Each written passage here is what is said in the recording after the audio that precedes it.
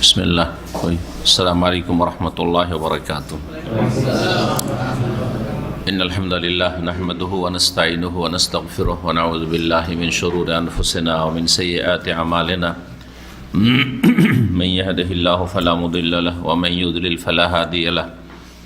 व अशहदु अन ला इलाहा इल्लल्लाह वहदहु ला शरीका लहु व अशहदु अन्ना मुहम्मदन अब्दुहु व रसूलुहु सल्लल्लाहु तआला अलैहि व अला आलिहि व सहबिहि व सल्लम तस्लीमन कसीरा। अम्मा बाद, फ़अऊज़ु बिल्लाहि मिनश शैतानिर रजीम। बिस्मिल्लाहिर रहमानिर रहीम। वक़ालल्लज़ीना कफ़रू ला तस्मऊ लिहाज़ल क़ुरआन वल्ग़ौ फ़ीहि लअल्लकुम तग़लिबून। মহান আল্লাহর সমস্ত প্রশংসা যে আল্লাহ রাব্বুল আলামিন আমাদেরকে তার মনোনীত দিন ইসলাম, যা শেষ নবী প্রিয় নবী মুহাম্মদুর রাসূলুল্লাহ সাল্লাল্লাহু আলাইহি ওয়াসাল্লামের মাধ্যমে মানব জাতি পর্যন্ত আল্লাহ রাব্বুল আলামিন পৌঁছিয়ে দিয়েছেন, সেই দিন, যে দিন ছাড়া আল্লাহ রাব্বুল আলামিন অন্য কোনো দিন কবুল করবেন না। আমাদের ধারাবাহিক সিরাতুন নবী, সেই নবী মুহাম্মদ সাল্লাল্লাহু আলাইহি সাল্লামের জীবনী সম্পর্কে আলোচনা, যার মাধ্যমে দিনকে আপনাকে জানতে হবে, শিখতে হবে এবং গ্রহণ করতে হবে তার অনুসরণের মাধ্যমে, তার ছেড়ে যাওয়া ইলমের মাধ্যমে। আমাদের ধারাবাহিক আলোচনার আজকে পর্ব নম্বর 17, তারিখ 10ই রবিউস সানি 1441 হিজরি। এই প্রতি শনিবারে যা আমাদের ধারাবাহিক আলোচনা চলছে, বিষয়বস্তু হচ্ছে নবী করিম সাল্লাল্লাহু আলাইহি সাল্লামের দাওয়াত যে মক্কি জীবনে শুরু হয়, তার বিরোধিতা করতে গিয়ে মক্কার মুশরিকরা, আরব মুশরিকরা, বিশেষ করে কুরাইশ, রাসূলুল্লাহ সাল্লাল্লাহু আলাইহি সাল্লামের বংশের লোকেরা যেই বিরোধিতার জন্য বিভিন্ন পন্থা অবলম্বন করেছিল, তার চতুর্থ পন্থা, তা হচ্ছে তর্ক এবং বাকবিতণ্ডা। তর্ক করে এবং বাকবিতণ্ডার মাধ্যমে, ঝগড়া বিবাদের মাধ্যমে নবী সাল্লাল্লাহু আলাইহি ওয়াসাল্লামের দাওয়াতকে বন্ধ করে দেওয়া। এটা একটাও গোমরাহ পথভ্রষ্টদের তরিকা। কোনো সময় কোনো দাওয়াত, হকের দাওয়াত উঠলে বাতিলপন্থীরা এইভাবে প্রতিরোধ গড়ে তুলে। প্রতিরোধের একটা তরিকা হচ্ছে এই যে তর্কে জড়িয়ে যাওয়া।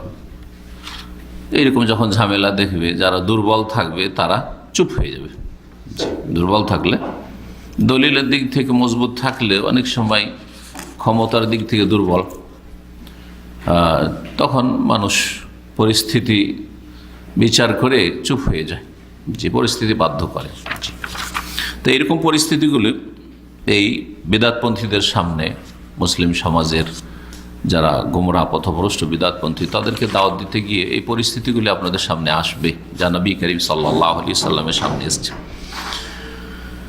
আর নিকাশ ওয়াল জিদাল, বাকবিতণ্ডা এবং তর্ক বাহাস, জি, যেটাকে বাংলাদেশের ভাষায় কি বলে, আরবি শব্দ কিন্তু বাহাসটাও, বাহাস মানে তর্ক। বাহাসের একটা অর্থ হচ্ছে গবেষণা, বাহাসের আরেকটা অর্থ হচ্ছে তর্ক করা, বহাস করা, উর্দুতে সাধারণত ব্যবহার করা হয়। রাসূলুল্লাহ সাল্লাল্লাহু আলাইহি ওয়াসাল্লাম যখন দাওয়াত শুরু করলেন, প্রথম যে দাওয়াতের মৌলিক বিষয় ছিল তা ছিল 3টি। তৌহিদ, এক আল্লাহ রাব্বুল আলামিনের একত্ব। আরেকটি ছিল রেসালাত, নবী করিম সাল্লাল্লাহু আলাইহি ওয়াসাল্লাম আল্লাহর পক্ষ থেকে রসুল হয়ে এসেছেন। তৃতীয় হচ্ছে পুনরুত্থান বা আখিরাত, পরকাল, মরে যাওয়ার পরে আবার একসময় আল্লাহ রাব্বুল আলামিন কি করবেন, ওঠাবেন, পুনরুত্থান হবে। তৌহিদ, রেসালাত, আখিরাত, সহজ ভাষায় তৌহিদ, রেসালাত এবং আখিরাত। জি, এই 3টি বিষয়, 3টি বিষয় বড় আজব লেগেছিল আরব মুশরিকদেরকে, মক্কার কাফেরদেরকে। আজব কথা তাদের কাছে এই বিষয়টি। জি, আর এই 3টি বিষয়ে প্রথম চরম দ্বন্দ্ব শুরু হয়। এ কেমন কথা? কেমন কথা, আমরা এত দেবদেবীর উপাসনা করি, পূজা পাঠ করি, আর বলছেন না এই সব কিছুই করা যাবে না, এক আল্লাহ ছাড়া কারো ইবাদত করা যাবে না। তাওহীদের ক্ষেত্রে একটু বিস্তারিত বলতে হয়, বিশেষ করে তাওহীদুল উলুহিয়া বা তাওহীদে ইবাদত, তাওহীদুল ইবাদার ক্ষেত্রে, ইবাদত বন্দেগীর তাওহীদের ক্ষেত্রে, বা তাওহীদুল উলুহিয়াতের ক্ষেত্রে। তাওহীদুল উলুহিয়া যারা তাওহীদ আরব দেশে পড়াশোনা করেছেন, সে আরব দেশের যারা উচ্চশিক্ষা লাভ করেছেন, যেমন এখানে যারা এখানে ইউনিভার্সিটিগুলোতে পড়াশোনা করেছেন তারা ভালো বুঝেন। আর আপনারা নিয়মিত যারা ইসলামী সেন্টার দার্সে আসছেন, আর তাওহীদুর রুবুবিয়াত কাকে বলে, তাওহীদুল উলুহিয়া কাকে বলে, তাওহীদুল আসমা ও সিফাত কাকে বলে বুঝেন, তারা বিষয়গুলি বুঝবেন। আর এমনি আমাদের দেশের পড়া শুধু আলেম সমাজ, আর বিশেষ করে বেদায়েতি মাদ্রাসার পড়া, যেখানে তাওহীদের কোনো কিতাব পড়া হয় না, আকীদার নামে পড়া হয় আশআরী মাতুরিদি মতবাদ, সেখানে তারা তাওহীদের কোনো জ্ঞান রাখে না। তাওহীদ বললে আরও তাদেরকেও আজব লাগে, কি তাওহীদ করছে। তাওহীদের রুবুবিয়্যাহ সংক্ষেপে বলে দিই তাহলে, কারণ অনেকে বারবার শুনলেও এগুলো জিনিস একটু সূক্ষ্ম ভুলে যায়, মনে রাখতে পারে না। একটু শিক্ষাগত যোগ্যতাও লাগবে, আর একটু গুরুত্ব দেওয়া লাগবে, আর একটু চর্চা করা, বারবার পড়া বা শোনা লাগবে। আল্লাহর কাজে আল্লাহর একত্ব প্রতিষ্ঠা করা, আল্লাহর কাজে আল্লাহকে একক মনে করা। আল্লাহর কাজ হচ্ছে সৃষ্টি করা, আল্লাহর কাজ হচ্ছে রিজিক দেওয়া, আল্লাহর কাজ হচ্ছে জীবন দেওয়া, আল্লাহর কাজ হচ্ছে মরণ দেওয়া, আল্লাহর কাজ হচ্ছে নিয়ন্ত্রণ করা, তাই না? এই ধরনের আল্লাহ রাব্বুল আলামিন কুল্লা ইয়াউমিন হুয়া ফি শান, প্রতিদিন আল্লাহ রাব্বুল আলামিনেরও বহু কাজ, কাউকে উঠাচ্ছেন, কাউকে নামাচ্ছেন, উত্থান পতন, ধ্বংস করা, কাউকে উন্নতি দেওয়া, সব কাজ কার? আল্লাহর কাজ। জি, সুস্থ করা, অসুস্থ করা, সব কার কাজ? ছেলে দেওয়া, কারো ছেলে নিয়ে নেওয়া, সব আল্লাহর কাজ। জি হ্যাঁ, এগুলো হচ্ছে তাওহীদুর রুবুবিয়্যাহ। তো আরব মুশরিকরা তাওহীদুর রুবুবিয়্যাহটা মানত, মানে এই কাজগুলি আল্লাহর সাথে তারা খাস করত, এটা মানত। তাওহীদুর রুবুবিয়্যাহতে আল্লাহর কাজে তাদের দ্বীনে ইসলামের সাথে কোনো দ্বন্দ্ব ছিল না। মক্কার মুশরিকরা আল্লাহকে সৃষ্টিকর্তা মানত, জি, আল্লাহকে রিজিক দাতা মানত, আল্লাহকে মানত। তারা আল্লাহকে শুধু মানত না, আল্লাহর অস্তিত্ব মানত না আস্তিকদের, মুশরিকদের মতো, বরং তারা আল্লাহর কাজগুলিকে আল্লাহর জন্য মানত, তাওহীদুর রুবুবিয়্যাহকে মানত। তাহলে দ্বন্দ্ব কোথায় ছিল ইসলামের সাথে? তাওহীদুল ইবাদাহ, ইবাদতের ক্ষেত্রে তাওহীদ। তাওহীদুল উলুহিয়া, যার অপর নাম হচ্ছে উলুহিয়াত, এলাহ মাবুদ, এলাহ মানে মাবুদ, মাবুদ উপাস্য একমাত্র আল্লাহ, এটা মানতে পারি না। উপাস্য অনেক, বাকি দেনেওয়ালা, লেনেওয়ালা, সৃষ্টি করনেওয়ালা, রিজিক দেনেওয়ালা, হায়াত মৌতের মালিক, নিয়ন্ত্রণকারী কে? আল্লাহ। কোরআনে এসব বারবার করে উল্লেখ করা হয়েছে, ওয়ালা ইন সাআলতাহুম মান খালাকাস সামাওয়াতি ওয়াল আরদ লা ইয়াকুলুনা আল্লাহ। তাদেরকে যদি জিজ্ঞেস করো হে নবী, মানে আরব মুশরিকদেরকে, মক্কার কুরাইশদেরকে, যে আসমান জমিন কে সৃষ্টি করেছে, লা ইয়াকুলুনা আল্লাহ, অবশ্যই তারা বলবে উত্তরে যে আল্লাহ। তাহলে তারা বলতো না জামাতে 360টা মূর্তির কোনো একটা মূর্তি অথবা এই সবগুলি মিলে আসমান জমিন অথবা একটা তারকা গ্রহ সৃষ্টি করেছে? বলতো না। একটা পাহাড় পর্বত সৃষ্টি করেছে? না, সব কিছুর মালিক আল্লাহ। আকাশ থেকে পানি বৃষ্টি বর্ষণ কে করছে? মানে নাযালা মিনাস সামাই কালান, তারা বলতো যে আল্লাহ, এসবগুলি আল্লাহ, এগুলি আল্লাহর কাজ, তাই না? অনাবৃষ্টি দেওয়া আল্লাহর কাজ, বৃষ্টি দেওয়া আল্লাহর কাজ, বন্যা দেওয়া আল্লাহর কাজ, ওগুলি মানত। কিন্তু শেখ মোহাম্মদ আবদুল্লাহ রহমতুল্লাহ আলাই তার কাশফুস শুবহাত, সংশয় নিরসন, বাংলায় কিতাবের নাম কাশফুস শুবহাতের নাম শুনেছেন? কাশফুস শুবহাত একটি বই আছে আরবিতে, যার বাংলা অনুবাদে নাম হচ্ছে কি সংশয় নিরসন। মুশরিক যারা, মুসলিম সমাজের যারা শিরিক করে থাকে, মাজারপন্থী, তাদের বেশ কিছু সংশয় রয়েছে, ওসিলা ধরা সংশোধন, এসব ওসিলা আমাদের এর নিরসন করা। ওতে তিনি বলেছেন যে আরব মুশরিকদের শিরকের চাইতো বর্তমান যুগে নব্য মুশরিকদের শিরক হচ্ছে জঘন্য। দুই দিক উনি উল্লেখ করেছেন, অন্যান্য আলেমরা আরো আরেকটা দিক, তিন দিক থেকে জঘন্য। বিভিন্ন আলোচনা করেছি, এগুলো দিক যদি এখন আলোচনা করি তো সিরাতুন নবী চলে যাবে, ওই জন্য ওদিক বলবো না। তার মধ্যে একটা শুধু যেটা আমাদের আজকে এইখানে পয়েন্ট, যেহেতু সেটা হচ্ছে যে আরব মুশরিকরা শুধু ইবাদত বন্দেগীতে শিরক করত, কিন্তু আল্লাহর কাজে দেবদেবীকে শরীক করত না। কিন্তু নব্য যুগের বা মুসলিম সমাজের যারা মুশরিক বা শিরককারী মাজার পূজারী, তারা ইবাদতেও শিরিক করে আর আল্লাহর কাজে রুবুবিয়তেও শিরক করে। যেমন করে ইবাদতে সেজদা হচ্ছে বান্দার কাজ, তাওহীদুল উলুহিয়া কি বা তাওহীদুল ইবাদা কি? বান্দার কাজে আল্লাহর তাওহীদ প্রতিষ্ঠা করা। বান্দার কাজ হচ্ছে সেজদা করা, দোয়া করা, ফরিয়াদ করা, বালা মুসিবত উদ্ধার কামনা করা, তাই না? ছেলে সন্তান চাওয়া, মেয়ে সন্তান চাওয়া, হ্যাঁ, রোগের আরোগ্য চাওয়া।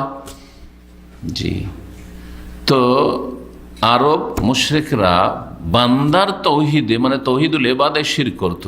বর্তমান যুগের যারা শিরকারী তার এগুলো তো শিরক করছে, তা আরবদের সমান হয়ে গেল আরব মুশরিকদের।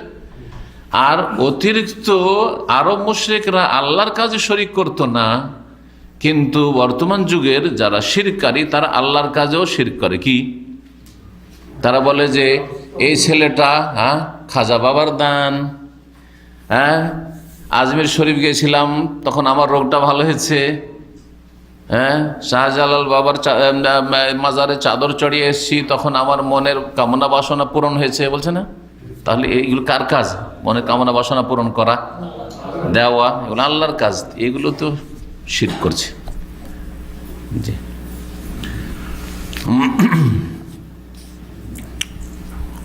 তো তৌহিদের কথা যখন বলা হয়েছিল মানে তৌহিদুল উলুহিয়া, আর দ্বীনে ইসলামে তৌহিদে রুবুবিয়তকে তৌহিদুল উলুহিয়ার জন্য দলিল হিসাবে পেশ করা হয়েছে। কেমন করে? এটা একটা গুরুত্বপূর্ণ পয়েন্ট শুনে রাখেন। তৌহিদ রুবুবিয়ত মানে আল্লাহর কাজগুলি আল্লাহর জন্য খাস করা, তাই না? তো এটা কিসের দলিল? তৌহিদুল ইবাদা বা তৌহিদুল উলুহিয়ার দলিল, হ্যাঁ, কাফেরদের বিরুদ্ধে, মুশরিকদের বিরুদ্ধে। কেমন করে? সেটা এইভাবে যে যখন সবকিছু আল্লাহ করছেন, তোমরা স্বীকার করছো যে এগুলো কে করে? সৃষ্টি কে করেন? রিজিক কে দেন? হায়াত মতের মালিক কে? ভালো মন্দের মালিক কে? সবকিছু যখন আল্লাহ করছেন, আপনার আমার সবকিছু আল্লাহ দিচ্ছেন, তো আমি ইবাদতটা আবার আল্লাহ ছাড়া অন্য কাউকে কেন দেবো? বুঝতে পেরেছেন? আমার ইবাদতটা আল্লাহর জন্য হবে, যিনি সবকিছু দেনেওয়ালা, সবকিছুর মালিক। এটা হচ্ছে কিসের দলিল? হ্যাঁ, তৌহিদের রুবুবিয়্যাহ, তৌহিদুল উলুহিয়্যাহ দলিল। সবকিছু যখন আল্লাহ করেন তখন আমার সমস্ত ইবাদতগুলি কাকে দেব? আল্লাহকে দেব। আর সমস্ত ইবাদত আল্লাহকে দাও, এটা হচ্ছে তৌহিদে ইবাদা বা তৌহিদুল উলুহিয়্যাহ। তো তৌহিদুল ইবাদার ক্ষেত্রে হ্যাঁ তারা চরম বিরোধিতা করলে। এটা কেমন কথা? আজাল আলিহাতা ইলাহান ওয়াহিদা, সূরা সাদে রয়েছে। অবাক হয়ে তারা বলল, কি আশ্চর্য ব্যাপার! আরে এত আমাদের উপাস্য দেবদেবী আছে, সবগুলিকে একবারে নাকচ করে দিয়ে এক এলাহ সাব্যস্ত করলো। মোহাম্মদ কি করলো?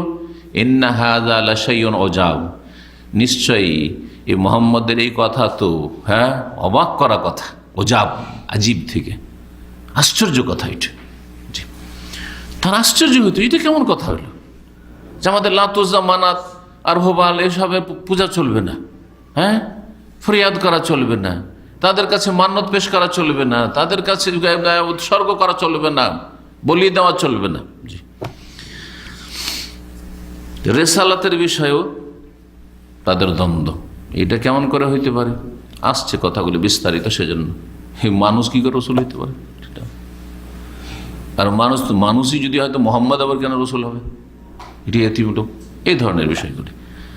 পুনরুত্থান, এটা আবার কেমন করে হইতে পারে? মানুষ মরে গেল, কয়েকদিন পরে সরে গেল, পচে গেল, ধীরে ধীরে শেষ হয়ে গেল, সব পচে সরে সব শেষ, তারপর আবার কি করে পুনরুত্থান হবে? এটা কি করে হইতে পারে?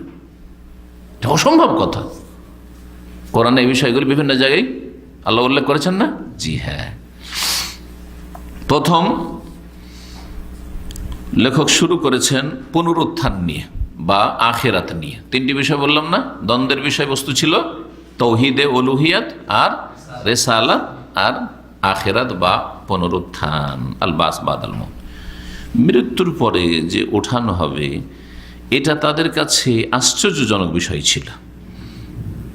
আর এটা তাদের কাছে অসম্ভব বিষয় ছিল, এটা বিবেক মেনে নিতে পারে না। কি যুক্তিতে এটা কথা বলছেন? কি যুক্তি যে নিশ্চিহ্ন হয়ে গেল? গোস্ত তো কয়েক মাসের মধ্যে পচে সরে শেষ, হাড্ডিগুলো কয়েক বছরের মধ্যে পচে সরে 30 বছর বা 35 বছরের মধ্যে শেষ। তাহলে তারপর ওঠা হবে কি করে? কি করে ওঠা হবে? এসব কথা বলতো। তো কিছু আয়াত এখানে উল্লেখ করেছেন শেখ। তারা বলতো আইদা মিতনা ওয়া কুন্না তুরাবা ওয়া ইজামা, আচ্ছা বলো তো, আমরা যখন মারা যাব আর আমরা মরে মাটি হয়ে যাব, সরে পচে, ওয়াইজামান হাড়হাড্ডিতে পরিণত হব, মানে একটা সময় থাকবে যে হাড়হাড্ডি শুধু থাকবে, আবার আর একটা সময় হয় যে হাড়হাড্ডিও থাকবে না, এবার সব মাটি হয়ে যাবে, মাটিতে মিশে যাবে। আইন্নাল আমাবউসুন, তারপরেও কি আমাদের পুনরুত্থান হবে, উঠানো হবে? আরে মোহাম্মদ কি বলছে এগুলো? আবাউনাল আউয়ালুন, এবং আমাদের বাপদাদাদেরকেও, আমাদের পূর্বের যুগের বাপদাদা, ওরা তো আরো আগে মারা গেছে, ওদেরকে উঠানো হবে। সূরা সাফফাত আয়াত নম্বর 17, সূরা কাফির আয়াত নম্বর 3 শুরুতে রয়েছে কাফাল কুরআনিল মাজিদ বাল আজিবু আন জাআহুম মুনযিরুম মিনহুম ফাকালাল কাফিরুন হাযা শাইউন আজিব আইযা মিতনা ওয়া কুন্না তুরাবান যালিকা রাজুম বাঈদ। তারা বলতো আইযা মিতনা, আচ্ছা যখন আমরা মারা যাব, হ্যাঁ, ওয়া কুন্না তুরাবান, আর মরে আমরা মাটিতে মিশে যাব, তারপর আবার উঠানো হবে। এই উঠানো হবে বলছে মোহাম্মদ, যালিকা রাজুম বাঈদ, এই উঠানোর কথা এটা অনেক দূরের কথা। যেমন আমরা অনেক লোককে বলি, আরে তোমার কথা দূরে রাখো, অনেক দূরের কথা। যালিকা রাজুম বাঈদ, এই উঠানোর কথাটি অনেক দূরের কথা।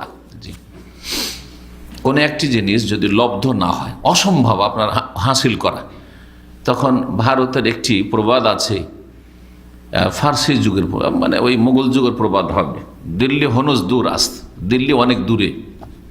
এটা বাংলাতে হয়তো অনেকে বলে থাকে, আরে দিল্লি অনেক দূরে, তার মানে তুমি যে কথা বলছো এটা স্বপ্ন শুধু, এর কোনো বাস্তবায়ন হবে না। আরো তারা বলতো হাল নাদুল্লুকুম আলা রাজুলিন, কাফেররা কি বলতো, আল্লাহ কোরআনে বলছেন, রহস্য উপহাস করে। একটা তো ছিল, একটা পর্যায়ে ছিল যে উপহাস করতো, তার সাথে সাথে অবাক হয়ে আর উপহাসও করতো।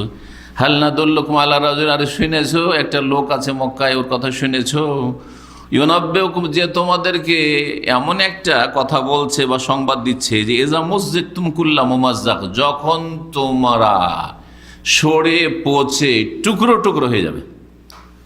এত সুন্দর বইটা, সরে পচে টুকরো টুকরো ছিন্ন ভিন্ন হয়ে যাবে, ছড়িয়ে ছিটিয়ে আছে হাড্ডি। জি, তারপরে নিশ্চিন্ন হয়ে গেলে, এটা একটা স্তর মানুষের সরা পচা, কিন্তু টুকরো টুকরো হয়ে পড়ে আছে, আর তারপরে এমন একটা সময় আসবে আবার শেষ। তো এই সময়টার কথা বললে কাফেররা বলছে ইন্নাকুম লাফি খালকিন জাদীদ, এই লোক বলছে যে তোমাদেরকে নতুন করে আবার সৃষ্টি করা হবে, নতুন করে আবার সৃষ্টি করা হবে। তারপরে তারাই মন্তব্য করতো যে এই লোক কি কথা বলে, আফতারা আলাল্লাহি কাযিবা, আল্লাহ সম্পর্কে মিথ্যা রচনা করছে, আমবিহি জিন্না, নাকি পাগল হয়েছে। এই ধরনের কথা, যদি কোনো কথা একটা অসম্ভব কথা হয়, তাহলে মানুষরা কি মন্তব্য করে, আরে পাগল রে পাগল, দেখো পাগল। হ্যাঁ, কেউ যদি এটা অশিক্ষিত লোক বলে যে আমি বাংলাদেশের রাষ্ট্রপতি হব, লোকে কি বলবে, দেখো দেখো পাগল, মাথা খারাপ হয়েছে, তাই না? তো এ হয় পাগল, আমবিহি জিন্না, একে জিনে ধরেছে দিয়ে পাগল হয়ে গেছে।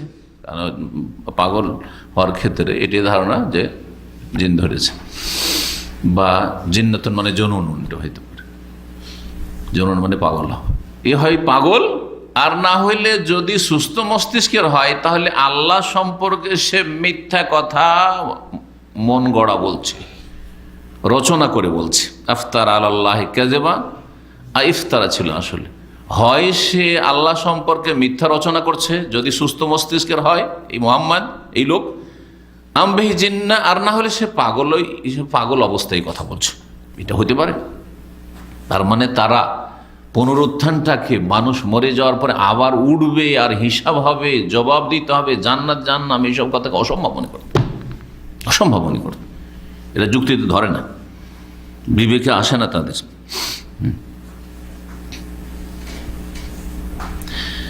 তাদের একজন কবি এ কথাও বলেছিল, আমুতু, হ্যাঁ, বা আমাউতুন সুম্মা বাসুন সুম্মা হাসরুন। এই যে মোহাম্মদ কি বলছে, মরব, তারপরে পুনরুত্থান, তারপর আবার হাসর, মানে সবকে নাকি আমাদেরকে এক জায়গায় জমা করা হবে।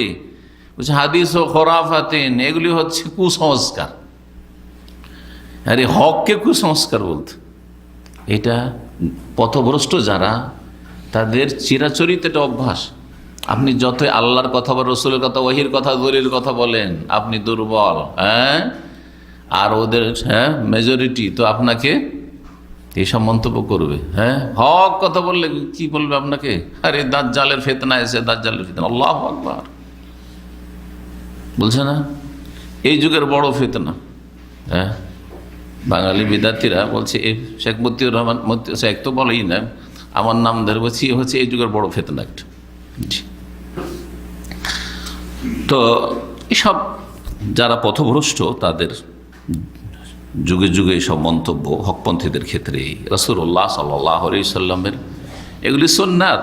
জি, দিনের কাজ করলে, দাওয়াতের কাজ করলে কিছু কষ্টদায়ক সুন্নাত বা তিক্ত সুন্নাতও পালন করতে হবে, শুধু মিষ্টি মিষ্টি সুন্নাত পালন করলে হবে না।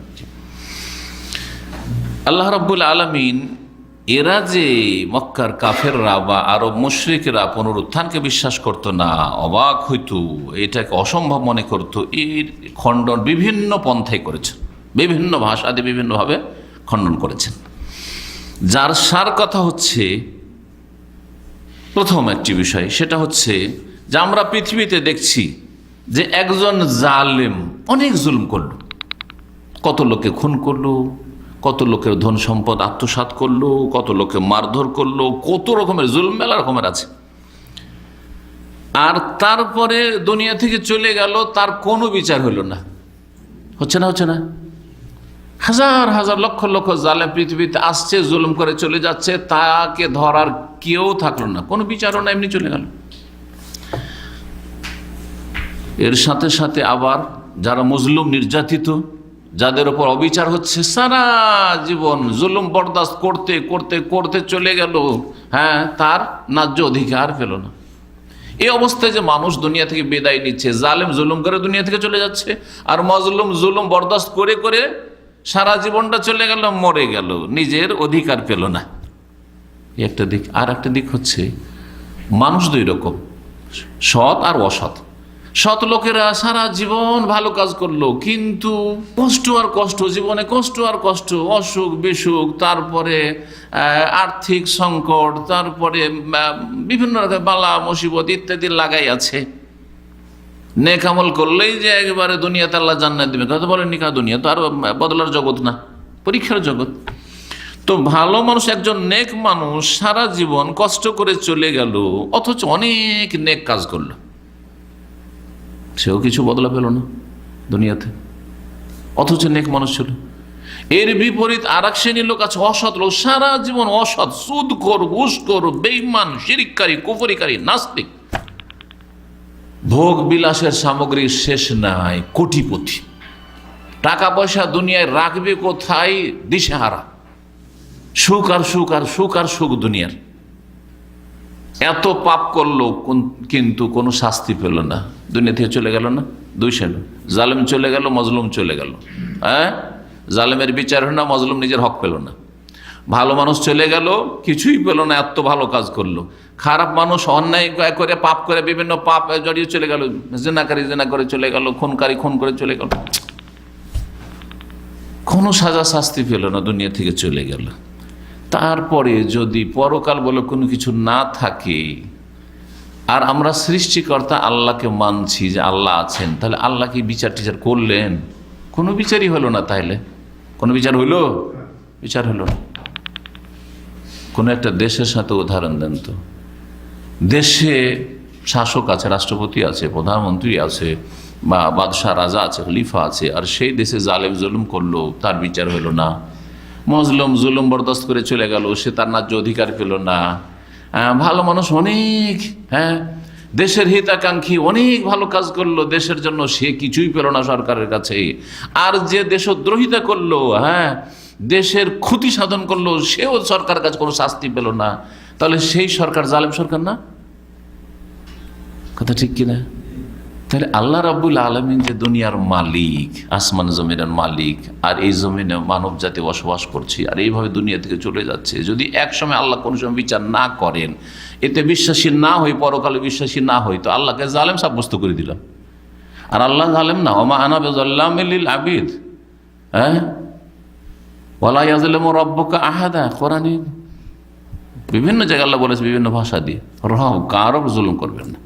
সবাই এক সময় নিজ নিজ অধিকার পাবে, যার অধিকার নষ্ট করা হয়েছে, আর যে অপরাধ করেছে অপরাধের শাস্তি পাবে, আজ হোক আর কাল হোক, এখানে হোক অথবা সেখানে পরকালে হোক পাবে।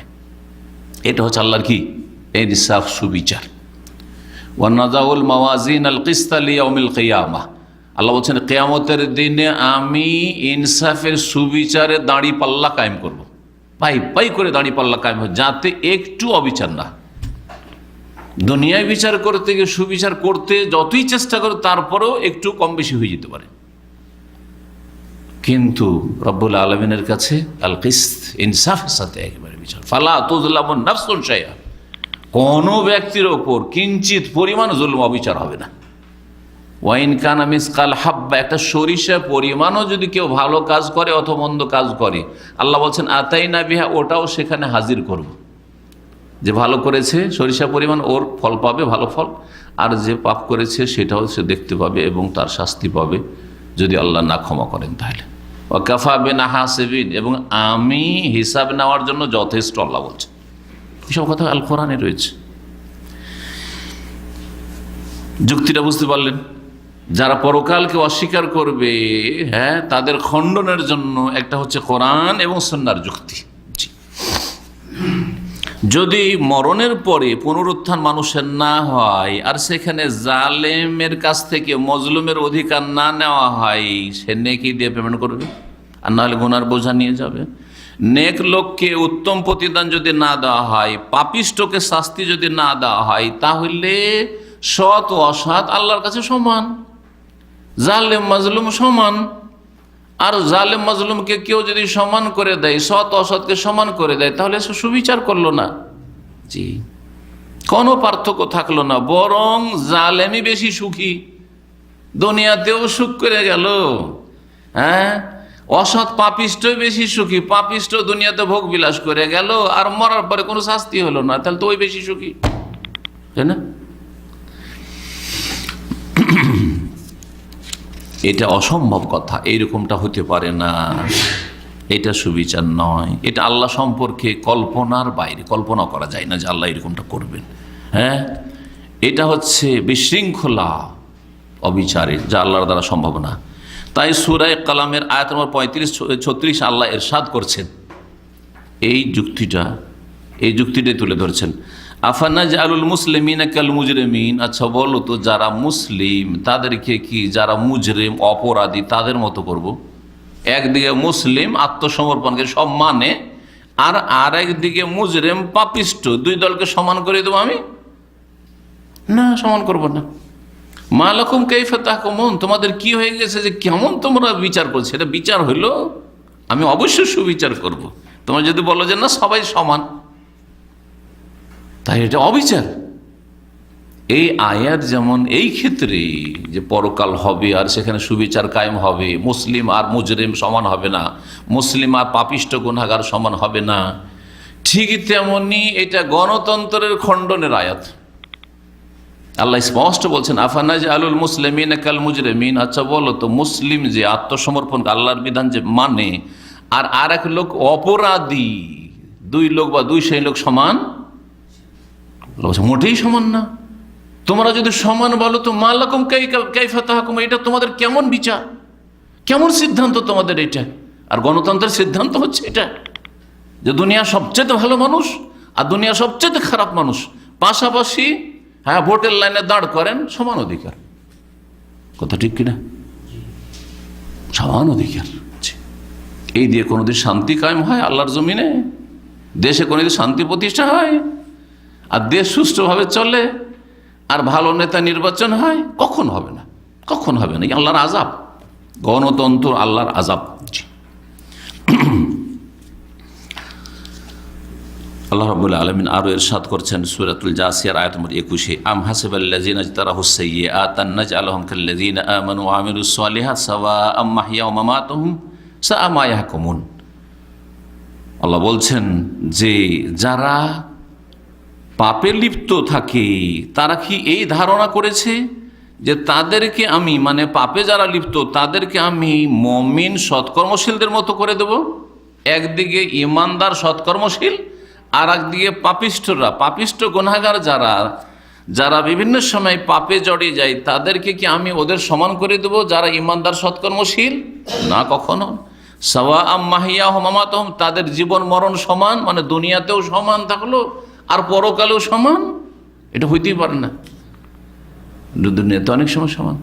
পাপিষ্ঠও সুখে খাচ্ছে, আর আপনি একটু ভালো মানুষ, 5 ওয়াক্ত সালাত আদায় করে সহিহ আকীদার মানুষ, আলহামদুলিল্লাহ দুনিয়ার পাপ থেকে বাঁচছেন, কাবিরা গুনাহ বাঁচছেন, আপনিও এরকম ওর চাইতে কমই হয়তো পাচ্ছেন। দুনিয়াতে বরাবর সাওয়াআন থাকলেন আর মরার পরে ওই রকমই থেকে যাবেন, মানে কোনো বিচার টিচার হলে একই রকম এক জায়গায় সবাই, বা মরে সরে আপনিও থেকে গেলেন ভালো মানুষ আর সেও থেকে গেল, কোনো বিচার হলো না, কিছু হলো না, জান্নাতে নেই জাহান্নামে কিচ্ছু নেই, তাহলে কোথায় বিচার হলো, কোথায় ইনসাফ হলো? সাআ মা ইয়াহকুমুন, এইরকম যদি কেউ সিদ্ধান্ত পেশ করে তাহলে তাদের সিদ্ধান্ত বড়ই খারাপ সিদ্ধান্ত, বড়ই মন্দ সিদ্ধান্ত। তারপরে তারা এটাকে যে অযৌক্তিক মনে করত, বা বিবেকে ধরে না যে মানুষ সরে পচে যাওয়ার পরে কি করে উঠবে, কি করে জীবিত হবে। আরো মুশরিকরা না এটাকে অসম্ভব মনে করত। এর খণ্ডন করছে কোরআনে কারিমে, শোনেন বেশ কিছু আয়াত। সূরা নাজিআত, আম্মাপাড়ার আয়াত, আয়াত নম্বর 27। আল্লাহ বলছেন আ আনতুম আশাদ্দু খালকান আমিস সামাউ বানাহা। আচ্ছা বলো তো, আল্লাহর তো মেলা সৃষ্টি রয়েছে, তার মধ্যে একটা সৃষ্টি হচ্ছে আসমান, হ্যাঁ, আর আরেক সৃষ্টি হচ্ছে মানুষ। এক সৃষ্টি হচ্ছে মানুষ আর আরেক সৃষ্টি হচ্ছে আসমান। এই দুটোকে যদি পাশাপাশি দুই দিকে রাখি, কোনটা সৃষ্টি করা বেশি মুশকিল? আসমান সৃষ্টি করা, তাই না? তো আল্লাহ তাই কথা, আনতুম আশাদ্দু খালকান, আচ্ছা তোমাদের, হে মানব জাতি, তোমাদের, হে কাফেররা, হে মুশরিকরা, যারা তোমরা পরকালে পুনরুত্থান পুনরায় সৃষ্টি করাকে অসম্ভব মনে করছো, তোমাদের সৃষ্টি করা বেশি মুশকিল না এই বিশাল 7 আসমান সৃষ্টি করা বেশি মুশকিল? যে আল্লাহ 7 আসমান সৃষ্টি করতে পেরেছেন প্রথমবার কোনো নমুনা না দেখে, তাহলে তোমরা তো একবার দুনিয়াতে ছিলে, তোমাদের নমুনা আছে, আর এই নমুনা সামনে রেখে আবার তোমাদের পুনরুত্থান, আবার সৃষ্টি করা, এটা কোন মুশকিলের কাজ হইল? কোনো মুশকিল না। প্রথম যে কোনো টেকনোলজি যে তৈরি হয়েছে, সে টিভি হোক আর রেডিও হোক, আজকাল না হয় টিভি রেডিওর মূল্য কমে গেছে, কিন্তু একসময় সেটা অনেক অসাধারণ জিনিস ছিল, তাই না? আজকাল ইন্টারনেটের যুগে, মোবাইলের যুগে, হ্যাঁ, প্রথম যে করেছে তার ব্রেনের প্রশংসা। আর দেখা দেখি নোকিয়াকে সামনে রেখে স্যামসাং তৈরি হয়ে গেল, স্যামসাং সামনে রেখে ধরেন আপেল তৈরি হয়ে গেল, বা আর কিছু তৈরি হয়ে গেল, বা একটা মডেল দেখে কাছাকাছি ওইটাকে চেঞ্জ করো, এবছর এইরকম রাখবো না এইরকম রাখবো। একটা গাড়ি দেখে চলো, এই গাড়িটা এতদিন এরকম চলছে, একটু এতে রদ বদল করে দেবো, এটা কোনো মুশকিল কাজ? এমন কোনো মুশকিল কাজ না, নমুনা আছে অলরেডি। আল্লাহ রাব্বুল আরো বলছেন সূরা আহকাফের আয়াত নম্বর 33, আওয়ালাম ইয়ারাউ, কাফেররা কি চিন্তা করে দেখেন, আন্নাল্লাহাল্লাযী খালাকাস সামাওয়াতি ওয়াল আরদা, নিশ্চয়ই যে আল্লাহ রাব্বুল আলামিন আসমান সমূহ এবং জমিনকে সৃষ্টি করেছেন, ওয়ালাম ইয়াইয়া বিখালকিহিন্না, আকাশ এবং জমিন সৃষ্টি করতে গিয়ে তিনি ক্লান্ত হননি, ক্লান্ত হননি। আমরা দেখেন সামান্য একটু ক্লান্ত হয়ে যায়, সামান্য একটু, সুবহানাল্লাহ, কত দুর্বল। জি, একটানা আপনি কাজ করেছেন বা ঘুমাননি, ঘুমে 1 ঘন্টা কম হয়ে গেছে, খুবই ক্লান্তি লাগছে। ওয়ালাম ইয়াইয়া বিখালকিহিন্না, আসমান জমি সৃষ্টি করতে গিয়ে আল্লাহ ক্লান্ত হননি। যখন আসমান জমি সৃষ্টি করতে গিয়ে ক্লান্ত হননি, বিকাদিরিন আলা আইয়ুহিয়াল মাউতা, তিনি অবশ্যই সক্ষম যে তিনি মৃতকে জীবিত করবেন। মৃত, তাকে জীবিত করা শুধু কাজ, বালা অবশ্যই ইন্নাহু আলা কুল্লি শাইইন কাদির, নিশ্চয় আল্লাহ সর্বশক্তিমান, সব কিছুর উপর ক্ষমতাবান। আরও আল্লাহ সূরা ওয়াকিয়ার আয়াত নম্বর 62 বলছেন ওয়ালাকাদ আলিমতুম নাশআতাল উলা ফালাউলা তাযাক্কারুন। আরবদের এই যে অসম্ভব মনে করা পুনরুত্থানকে, পুনরায় কি করে মানুষ সৃষ্টি হতে পারে, এর খণ্ডন করতে আল্লাহ বলছেন যে তোমরা তো জানো প্রথম সৃষ্টি, যে মানুষকে প্রথম সৃষ্টি করা হয়েছে, আর এটা মানত আরবরা, মানত না? আরবরা আগে বলেছি যে তাওহীদের রুবুবিয়্যাত মানে আল্লাহর কাজগুলি মানত। আসমান জমিন সৃষ্টি করেছে কে? আল্লাহ। সমস্ত সৃষ্টিকুল কে সৃষ্টি করেছে? তার মধ্যে মানুষ। মানুষকে কে সৃষ্টি করেছে? আল্লাহ। কথা আরব মুশরিকরা জানতো, তোমার স্রষ্টাকে জানতো। এমনকি হিন্দুরা তো নাস্তিক না, বহুত্ববাদী। হিন্দুরা জিজ্ঞাসা করেন যে তোমার স্রষ্টাকে, বলবে যে সরস্বতী, দুর্গা, বলবে লক্ষ্মী না, বলছে লক্ষ্মী হচ্ছে কিসের দেবী? রিজিকের দেবী। হিন্দুদেরও এইসব আকীদা আরব মুশরিকদের মধ্যে। সরস্বতী হচ্ছে, সরস্বতী পূজা স্কুল কলেজ ইউনিভার্সিটিতে হয়, হ্যাঁ, বিদ্যার দেবী। হ্যাঁ, জি হ্যাঁ। কিন্তু একটা হিন্দু যদি মানে একেবারে অশিক্ষিত না হয়, সামান্য এমনকি ফিতরাতের ওপর যদি থাকে অশিক্ষিত, তাও বলবে যে ওপর আল্লাহ সৃষ্টি করেছে, বলবে না? আল্লাহ নাম নাই বলুক, সে ঈশ্বরই বলুক, ভগবান বলুক, না হয় ওপর আল্লাহ বলুক, কিন্তু বলছে তো। জি, তো আরব মুশরিকরা ঠিক ওই রকম। আল্লাহ বলছেন যে তোমরা তো নিঃসন্দেহে জানছো ওয়ালাকাদ আলিমতুম নাশআতাল উলা, প্রথম সৃষ্টি, যে প্রথমবার সৃষ্টি আল্লাহ করেছেন। ফালাউলা তাযাক্কারুন, তাহলে তোমরা কেন উপদেশ নিচ্ছ না যে দ্বিতীয়বার সৃষ্টি আল্লাহ করবেন?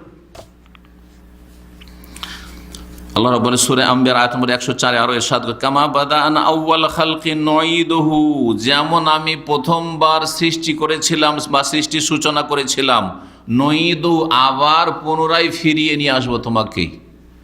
আবার পুনরায় ফিরিয়ে নিয়ে আসবো মানে পুনরায় সৃষ্টি করব। ওয়াদান আলাইনা, এটি আমার প্রতিশ্রুতি, ওয়াদা, যে তোমাদেরকে আমি সৃষ্টি করব আবার তোমাদেরকে মরার পরে। ইন্না কুন্না ফাইল, নিশ্চয় আমি অবশ্যই করব। জি, আল্লাহ রাব্বুল আলামিন আরো সূরা রুমের আয়াত নম্বর 27 বলেছেন ওয়াহুয়াল্লাযী ইয়াবদাউল খালকা সুম্মা ইউঈদুহু, আল্লাহ সেই সত্তার নাম যিনি সৃষ্টির সূচনা করেছেন। আর সৃষ্টির সূচনা আল্লাহ করেছেন, এটা আরব মুশরিকরা মানত যে সৃষ্টির সূচনা কে করেছেন? আল্লাহ। ওয়াহুয়াল্লাযী ইয়াবদাউল খালকা সুম্মা ইউঈদুহু, অতঃপর তিনি পুনরায় সৃষ্টি করবেন, মানে পৃথিবী ধ্বংস হয়ে যাওয়ার পরে আবার সৃষ্টি করবেন, মানুষকেও সৃষ্টি করবেন, আসমান জমিন সৃষ্টি করবেন, সব করবেন। জি, সুম্মা ইউঈদুহু, দ্বিতীয়বার যে আমি সৃষ্টি করব বা পুনরায় যে সৃষ্টি করব, ওয়াহুয়া আহওয়ানু আলাইহি, আল্লাহ বলছেন যে আল্লাহর জন্য সেটা আগেরটার চাইতে সহজ, প্রথমটার চাইতে সহজ। প্রথমটা কি? সৃষ্টির সূচনা, আল্লাহর জন্য কঠিন না। তুলনামূলক আমরা বলবো যে যদি তুলনা করি তো ওইটা কঠিন, কিন্তু আল্লাহর জন্য কোনোটাই কঠিন না। আল্লাহর জন্য কি প্রথমটা বলবো কঠিন? না, কোনোটাই কঠিন না। ইন্না যালিকা আলাল্লাহি ইয়াসির, সব সহজ আল্লাহর জন্য। কিন্তু তুলনা করে মানুষের ব্রেনে ঢোকাবার জন্য যে তোমার সামনে দুটো অবস্থা রাখা, একটা হচ্ছে প্রথমবার করা সৃষ্টির সূচনা, আর একটা হচ্ছে পুনরায় সৃষ্টি করা। ওয়াহুয়া আহওয়ানু আলী, পুনরায় সৃষ্টি করা আল্লাহর কাছে অতি সহজ। জি, সূরা কাফির আয়াত নম্বর 15 আল্লাহ ইরশাদ করেছেন আফা আইনা বিল খালকিল আউয়ালে, আচ্ছা আমি কি ক্লান্ত হয়েছি প্রথম সৃষ্টি করায়? হ্যাঁ, বাল হুম ফি লাবসিন মিন খালকিন জাদীদ, প্রথম সৃষ্টি করে আমি ক্লান্ত হইনি। কিন্তু ইহুদিদের বদ আকীদা, ইহুদিদের কুফরি আকীদা যে আল্লাহ রাব্বুল আলামিন 6 দিনে সব কিছু সৃষ্টি করলেন আর তারপরে ক্লান্ত হয়ে পড়লেন, নাউজুবিল্লাহ। তখন শনিবারের দিন তিনি কি করলেন? বিশ্রাম নিলেন, রেস্ট করলেন। সেই জন্য ইহুদিদের ছুটি হচ্ছে প্রতি শনিবারে। ইহুদিদের সাপ্তাহিক বড়দিন হচ্ছে শনিবার, আর খ্রিস্টানদের হচ্ছে রবিবার। আল্লাহ রাব্বুল আলামিন মুমিনদেরকে, মুসলিমদেরকে, এই উম্মতে মুসলিমাকে সবচেয়ে শ্রেষ্ঠ দিন, আফজালুল আইয়াম, সেটা জুমাবার দিলেন। জি, বালহুম ফি লাবসিন মিন খালকিন জাদীদ, বরং তারা নতুন করে যে সৃষ্টি করা, মানে পুনরায় যে সৃষ্টি করা হবে, এ সম্পর্কে তারা সংশয় নিমজ্জিত রয়েছে। জি হ্যাঁ, বা তারা এই সন্দিহান রয়েছে। তো বিস্তারিত আলোচনা। তৃতীয় বিষয়টি হলো, তিনটি যে দ্বন্দ্বের বিষয় ছিল বা তর্কের বিষয় ছিল। কি তর্ক? যে পুনরুত্থান হবে না, কি বলো এই সব কথাবার্তা। এর খণ্ডন সম্পর্কে বেশ কিছু আয়াত এখানে নিয়ে আলোচনা করা হইল। দ্বিতীয় যে বিষয়টি সেটা হচ্ছে নবী করিম সাল্লাল্লাহু আলাইহি ওয়াসাল্লামের রিসালাত। 2 নম্বরে প্রথম ছিল তৌহিদ। তৌহিদের কথাটি বিস্তারিত বলবেন, সেজন্য শেষখানে রেখেছেন লেখক। ইনশাআল্লাহ তাআলা সেটাতে সময় লাগবে, একদিনে শেষ করতে হয়তো কষ্ট হবে, কিন্তু চেষ্টা করব। আজকে রিসালাত সম্পর্কে আলোচনা যদি করি তো করে দেওয়া যাবে, যদি কিন্তু আধা ঘন্টা লাগতে পারে, চলবে? নবী সাল্লাল্লাহু আলাইহি ওয়াসাল্লাম রাসূল হয়ে আসলেন, বললেন যে আনা রাসূলুল্লাহ সাল্লাল্লাহু আলাইহি ওয়াসাল্লাম, আমি আল্লাহর রাসূল হয়ে এসেছি। ইন্নী রাসূলুল্লাহ ইলাইকুম জামিআন, তোমাদের সকলের জন্য রাসূল হয়ে এসেছি। হ্যাঁ, তোমাদেরকে সতর্ক সাবধান করার জন্য এসেছি, তোমাদেরকে সুসংবাদ দেওয়ার জন্য এসেছি। তোমরা মেনে নাও তো সুসংবাদ, না মানো তো সাবধান করছি, সতর্ক ওয়ার্নিং দিচ্ছি। জি। তো এই সম্পর্কে তাদের সংশয় শুরু হলো, অথচ তারা জানছিল যে নবী মুহাম্মদ সাল্লাল্লাহু আলাইহি ওয়াসাল্লাম এমন এক ব্যক্তি, যেই ব্যক্তি সত্যবাদী, এতে কোনো সন্দেহ নেই, কোনোদিন মিথ্যা শুনিনি। আমানতদার, বিশ্বস্ত, এতে কোনো সন্দেহ নেই। নেক মানুষ, সৎ মানুষ, এতে কোনো সন্দেহ নেই, দ্বিমত নেই তাদের। এতদিন পর্যন্ত কোনো দ্বিমত ছিল না। এবং সেই ব্যক্তি পাপ থেকে মুক্ত, কোনো অপরাধের সাথে সে জড়িত নেই, তার কোনো জীবনে এরকম কোনো ইতিহাস নেই, রেকর্ড নেই, এইটাও তার বিশ্বাস করত। কিন্তু তার সাথে সাথে তারা মনে করত যে নবুয়াতের রিসালাত, নবী রসুল হয়, এটা জানতো। মুশরিক হইলেও নবী রসুল হয় অনেক বড় মানুষরা এটা জানতো, মহামানব নবী রসুল হয়। তো কিন্তু এই ক্ষেত্রে তাদের ধারণা স্বচ্ছ ছিল না যে নবী রসুল মানুষ না, মানুষ হইতে পারে না, মানুষ কি করে হবে।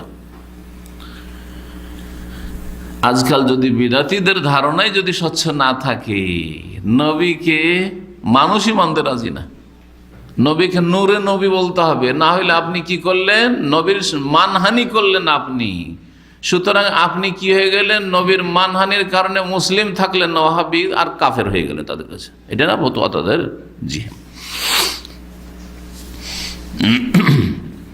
তারা মনে করতো যে নবুয়ত এবং রিসালাতের যে মর্যাদা, সেটা অনেক উঁচা মর্যাদা, যেখানে মানুষের পৌঁছা সম্ভব নয়, মানুষের পৌঁছা সম্ভব নয়। সুতরাং মানুষ রসুল হওয়া সম্ভব নয়, আর রসুল হলে সে মানুষ নয়। রসুল যদি কেউ হয় সে মানুষ নয়, আর মানুষ রসুল হতে পারে না, তাদের এই ধারণাই।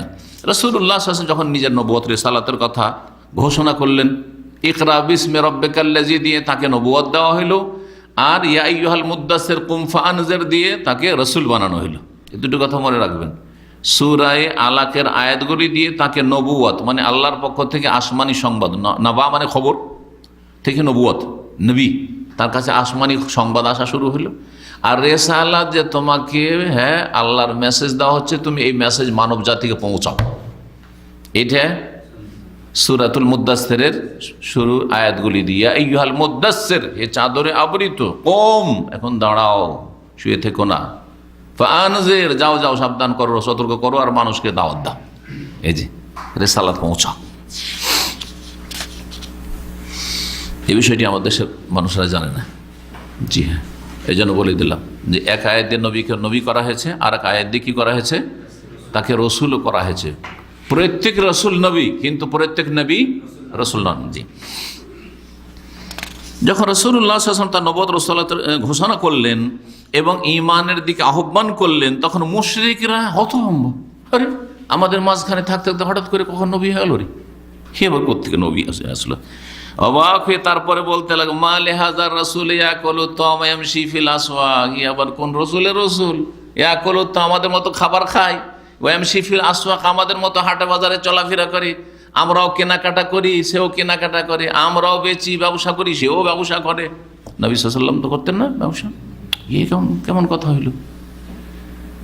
আচ্ছা, এই ধারণা শুধু মক্কার মুশরিকদের, আমাদের দেশে বেদাতি সমাজের, শুধু বেদাতি সমাজের না, আমাদের দেশের মূর্খ সমাজেরও, বিশেষ করে বাঙালি সমাজের একটি আপনাদেরকে নতুন দিক মানে আপনাদের সামনে তুলে ধরতে চাইছি। সুবহানাল্লাহ, আমাদের দেশে আলেম সমাজ সম্পর্কে মনে করে যে মাদ্রাসা পড়লে ওকে হয় মাদ্রাসা ধরতে হবে, না হয় কোনো মসজিদের এমামতি ধরতে হবে। মাদ্রাসা ধরলে ওর জন্য কোনো ব্যবসা বিজনেস করা যাবে না। মাদ্রাসায় পড়াশোনা করলে হাফেজ আলেম যদি দোকান নিয়ে বসে, কি পড়লো কি করতে হবে? হয় কোনো মাদ্রাসার শিক্ষক হইতে হবে, আর না হলে কোনো মসজিদের ইমাম হইতে হবে। ব্যবসা মাদ্রাসা পড়ার পরে যদি শুরু করেন, দেখো দেখো দুনিয়াদার হয়ে গেছে, এটা মৌলবি নাকি? আমাদের অঞ্চলের কথা, এটা মৌলবি হইলো, দেখো না ব্যবসা করছে পড়াশোনা করে। তার মানে এই আয়াত ঠিক যেন বলছে, এই আয়াতের কথাগুলি বলছে মালে হাজার রাসূল, ই আবার হুজুর কেমন হুজুর, ই আবার কোন আলেম হইলো, আমাদের মতোই খাবে দাবে, আমাদের মতো ব্যবসা করবে, আমাদের মতো দোকানপাট করবে। হ্যাঁ, এটা কেমন? আপনি যদি স্কুল কলেজ পড়ে কোম্পানিতে ডিউটি করতে পারেন, চাকরি করতে পারেন, তো একজন মাদ্রাসা পড়ে করতে পারেন না? অবশ্যই করতে পারে। রাসূলুল্লাহ সাল্লাল্লাহু আলাইহি ওয়াসাল্লাম ব্যবসা করেছেন না করেননি? সাহাবীরা ব্যবসা করেছেন না করেননি? তারা তো এই উম্মতের সবচেয়ে বড় বড় আলেম ছিলেন, সাহাবীরা। আলেম সমাজকে মনে করে যে এরা এত পুত পবিত্র যে এদের মোল্লার দৌড় মসজিদ, হয় মসজিদে থাকো না মাদ্রাসায় থাকো, বাইরে কোথাও না।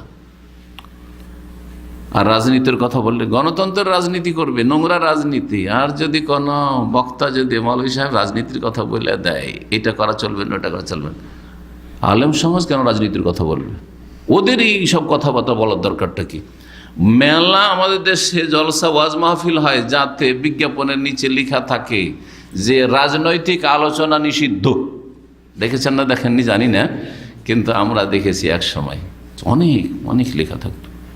কারণ রাজনীতির কথা বললে কোনো একটা দলের উপর আঘাত লাগবে হয়তো, বা দুই দলের উপর আঘাত লাগবে, কেউ আঘাত খেতে চায় না আলেম সমাজের কাছ থেকে, তাই না? তাদের মুখোশ খুলে যাবে, রাজনৈতিক আলোচনা নিষিদ্ধ।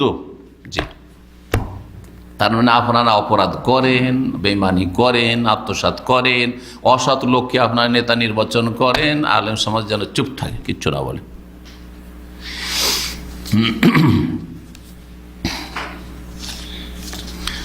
তো আরব মুশরিকরা তাই বলতো, কোরআন কারিমে এই আয়াত রয়েছে যে হাটে বাজারে কেন চলাফেরা করবে? নবীও যদি হইলো মোহাম্মদ, তো হাটে বাজারে কেন আসে? তাই না?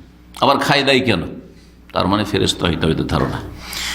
সূরা কাফির আয়াত নম্বর 2 আল্লাহ ইরশাদ করেছেন, বাল আজেবু, এই কাফেররা অবাক হইতো, আনজাহুম মুনযিরুম মিনহুম, যে তাদের মধ্য থেকে একজন নবী সতর্ক করার জন্য এসেছে, নবী রাসূল হয়ে সতর্ককারী হয়ে এসছে। ফাকালাল কাফিরুনা, তখন কাফেররা বলতে লাগলো, হাযা শাইউন আজীব, এটা অবাক কথা, হ্যাঁ এটা আশ্চর্য কথা, ইয়ে আমাদের মাঝে থাকতে থাকতে কখন থেকে নবী হয়ে গেল, এ কেন নবী হবে?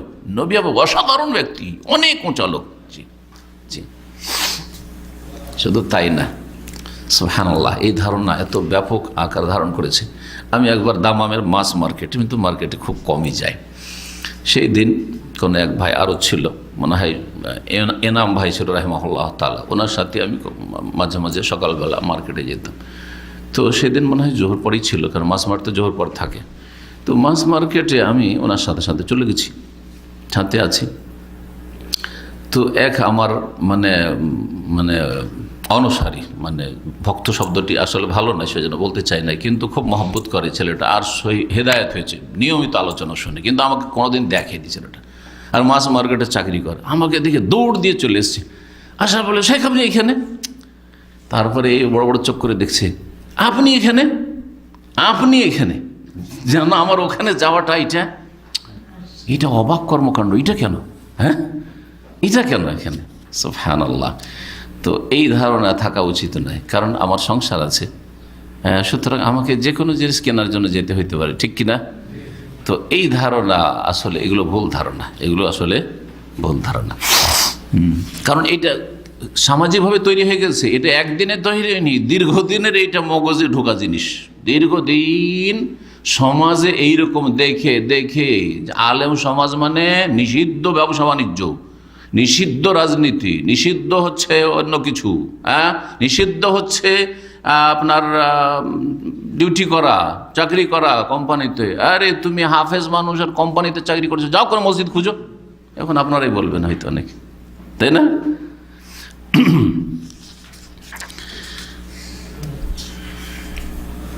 হাদা শাইউন আজীব। আরও তারা বলতো মা আনজালাল্লাহু আলা বাশারি মিন শাই, এটা কেমন কথা হলো, মোহাম্মদ মানুষ একজন, আর মানুষের ওপর আসমানি কিতাব নাজিল হইতে পারেন, আল্লাহ নাজিল করতে। মা আনজালাল্লাহু আলা বাশারি মিন শাই, আল্লাহ মানুষের ওপর কোনো বিধান নাজিল করতে পারে না, এটা অসম্ভব। তার মানে তাদের ধারণা, মক্কার মুশরিকদের ধারণা ছিল যে নবী হয় সে মানুষের মধ্যে থেকে হয় না, সে ফেরেশতা অথবা এমন কোন সৃষ্টি অসাধারণ, তার কাছে কালামে এলাহি নাজিল হইতে পারে, আল্লাহর কালাম নাজিল হইতে পারে। এই তাদের ভ্রান্ত আকীদার খণ্ডন শুনে আল্লাহ কোরআনে বলছেন তারপরের আয়াতে, সূরা আনামের আয়াত নম্বর 91, যখন তারা বলেছিল যে মা আনজালাল্লাহু আলা বাশারি মিন শাই, মানুষের উপর আল্লাহ কোনো কিছু নাজিল করেননি। আল্লাহ বলছে কুল, হে নবী তাদেরকে বলে দাও তো, যখন বলছে যে মোহাম্মদ তুমি মানুষ, আর মানুষের কাছে তো কোনো আসমানি বিধান নাজিল হইতে পারে না, তাহলে বলো তাদেরকে উত্তরে যে মান আনজালাল কিতাব আল্লাযী জাআ বিহি মূসা নূরান ওয়া হুদাল লিন-নাস, কে সেই সত্তা যিনি আল কিতাব তাওরাত নাজিল করেছেন, এমন এক কিতাব যেই কিতাব নিয়ে মূসা আলাইহিস সালাম আগমন করেছে। মূসা মানুষ ছিলেন না? ছিলেন না। আরে মূসা যদি মানুষ থাকে তো মোহাম্মদ মানুষ রসুলে আসলে তোমাদের অসম্ভব কেন লাগে? জি, যেই কিতাব ছিল নূর, জ্যোতি, ওহুদাল লিন-নাস, মানব জাতির জন্য, সেই যুগ পর্যন্ত বা নবী সাল্লাল্লাহু আলাইহি সাল্লামের আগমন পর্যন্ত দিক নির্দেশনা, এটা আয়াত। এখানে আরেকটা কথা বলেই নি, আরব মুশরিকরা শুধু অসম্ভব মনে করতো না যে মানুষ কি করে নবী হইতে পারে, বরং বর্তমান বেদাতি ভারত উপমহাদেশ, ভারত বাংলাদেশ যত বেদাতি রয়েছে, নবীকে কি বলে? নূরে নবী। নবী বাসার মানুষ নয়, নবী মানুষ নয়। তাহলে এই আকীদাই মক্কার মুশরিকদের সাথে তাদের মিল আছে কিনা বলেন দেখি। তারাও বলতো যে এ নবী হইতে পারে না কারণ মানুষ, আর এরা বলছে যে নবী এটা কিন্তু তিনি মানুষ না। তাহলে মানুষ নবী হইতে পারে না, এই আকীদাই কিন্তু এক। মক্কার মুশরিকদের আকীদা আর বিদাতীদের আকীদা কিন্তু এক, যে মানুষ নবী হইতে পারে না। জি, তারপরে কোরআনে কারিমে আম্বিয়া রসুলগণের কিস্সা কাহিনী আল্লাহ বর্ণনা করলেন, এবং সমস্ত আম্বিয়া রসুলগণের জাতিদের সাথে যেসব তাদের কথোপকথন হয়েছে এবং তাদের যেসব ঘটনা ঘটেছে ওই সব কোরআনে কারিম আল্লাহর বর্ণনা করলেন। এবং তার সাথে সাথে আল্লাহ আরও বর্ণনা করলেন যে যখন নবীরা স্বজাতির কাছে এসে দ্বীনের দাওয়াত পেশ করেছে, তখন প্রত্যেক জাতি যারা বিরোধিতা করেছে, অমান্য করেছে, তারা জবাবটা কি দিয়েছিল সেই জবাবটা শোনো। তারা বলেছে ইন আনতুম ইল্লা বাশারুম মিসলুনা, আরে তোমরা তো আমাদের মতোই মানুষ, তোমরা তো আমাদের মতোই মানুষ। তাহলে বোঝা গেল যে প্রত্যেক আগের যুগে যে নবীগুলি এসেছেন, নবীর জাতি যারা ঈমান নিয়ে আসেনি, তারা যে খণ্ডন করেছে বা অস্বীকার করেছে মানতে নবীকে, কি জন্য? যে তোমরা আমাদের মতো মানুষ, তো তোমাকে কি করে মানতে পারি বা তোমাদেরকে কি করে মানতে পারি? বুঝতে পারছেন না? তাহলে নবী মানুষই হয়। তারা হক নবী ছিলেন, কিন্তু সেই হক নবীকে সেই জাতিগুলি বিরুদ্ধাচরণ করেছে, মানেনি। আর মানেনি এর অজুহাতে তারা কি পেশ করেছে? যে তোমরা আমাদের মতোই মানুষ। যখন সেই অবাধ্য জাতিরা বলতো যে তোমরা আমাদের মতোই মানুষ, তখন নবীরা কি বলেছেন? না না, আমরা মানুষ নয়, আমরা নূরের তৈরি, একথা বলেছেন না? তোমরা ভুল বুঝছো, আমরা কিন্তু মানুষ নই, এরকম বলেছেন। বরং সেইটাই আরো সাপোর্ট করেছে, বলেছেন কালাত লাহুম রাসূলুহুম। তখন ওই কাফের জাতি, অবাধ্য জাতিগুলিকে তাদের রসুলরা বলতেন ইন্নাহনু ইল্লা বাশারুম মিসলুকুম, আমরা তোমাদের মতো মানুষ বই কিছু না, তোমাদের মতো মানুষ ছাড়া আর অন্য কিছু নই। ওয়ালাকিন্নাল্লাহ, তবে শোনো, ওয়ালাকিন্নাল ইয়ামুন্নু আলা মান ইয়াশাউ মিন ইবাদ, তবে আল্লাহ অনুগ্রহ করেন তার বান্দাদের মধ্য থেকে যার ওপর চান, যার ওপর অনুগ্রহ করেন তাকে নবী বানান। তাহলে মানুষের মধ্য থেকে কিছু মানুষকে আল্লাহ কি করেন? মনোনীত করেন অনুগ্রহ করার জন্য, স্পেশাল অনুগ্রহ। সেই অনুগ্রহ হচ্ছে কিসের? নবুয়ত এবং রিসালাতের, যে আমি একে নবী বানাবো, আমি একে রসুল বানাবো। এটা আল্লাহর এহসান, আল্লাহর অনুগ্রহ। সূরা ইব্রাহিমের আয়াত নম্বর 10 এবং 11। সুতরাং আমাদের কাছে স্পষ্ট হয়ে গেল যে নবী এবং রসুলগণ সকলে মানুষ ছিলেন। হ্যাঁ, মানুষ ছিলেন।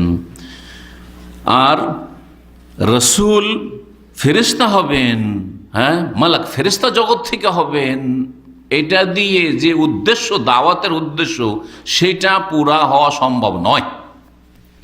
যে তারা বলতো যে যদি নবী আসবে তো আসমান থেকে আসবে আর ফেরেশতা জগৎ থেকে আসবে। ফেরেশতা যদি আল্লাহ পাঠাইতেন তাহলে রেসালাতের যেটা উদ্দেশ্য, যে মেসেজটা মানব জাতি পর্যন্ত পৌঁছে দাও, যথাযথ পৌঁছানো সম্ভব হইতো না। কেমন করে পৌঁছানো সম্ভব হইতো না? শোনেন, যখন ফেরেশতা আসতো মানুষ সামলাইতে পারতো। ফেরেশতা আসলে তার দুটো অবস্থা হইতো, হয় ফেরেশতা আপন রূপে আসবে বা অন্য কোনো রূপ ধরে আসবে, অথবা মানুষের রূপে আসবে, তাই না? ফেরেশতা যদি আপন রূপে আসে তাহলে মানুষ বাঁচবে না, সবগুলি বেহুশ হয়ে যাবো আমরা। এক্ষণে যদি ফেরেশতা আপন রূপে আসো বেহুশ হয়ে যাবো আমরা। কিন্তু যদি নবী সাল্লাল্লাহু আলাইহি ওয়াসাল্লাম কাঁপতে শুরু করেন তো আমাদের কি অবস্থা হইতে পারে? আপনি কি অত সহজ মনে করছেন যে একটা ফেরেশতা দেখবেন আর আপনি একবার আপন অবস্থায় সুস্থ থেকে যাবেন? অসম্ভব কথা, বেহুশ হয়ে যাবেন ভয়ে। জি, তাহলে যদি আপন সুরত নিয়ে, আপন আকৃতি নিয়ে ফেরেশতা এসে বলে যে আনা রাসূলুল্লাহ, আমি রসুল এসেছি তোমাদেরকে দিনের দাওয়াত পৌঁছানোর জন্য, শেষ, তার আগে তো শেষ, হুঁশ নাই তো শুনবে কি? কথা বোঝা গেছে? তাহলে এখন আসতে হবে মানুষের রূপ ধরে।